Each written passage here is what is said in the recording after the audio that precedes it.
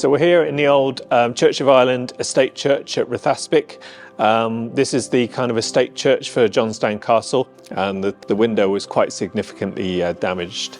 So the whole thing had to come out. The window's a real poignant memorial. It commemorates the lives of Gerald Fitzgerald, the only son of Lord and Lady Fitzgerald of Johnstown Castle, and his cousin Desmond Paget.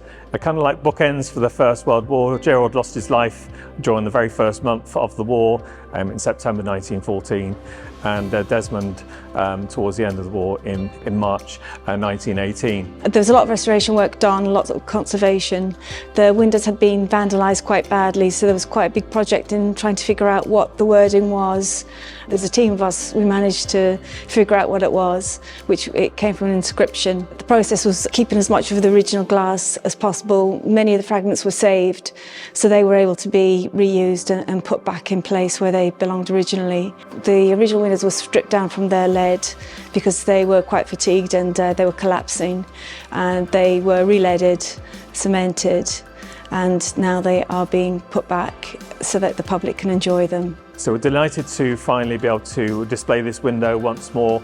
It's been held in storage in the Irish Agricultural Museum for almost 40 years now.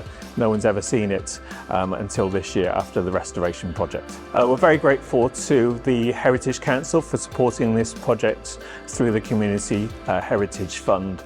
Without that, we wouldn't have been able to do this important work and restore this beautiful monument and bring it back on display for the benefit of the visiting public.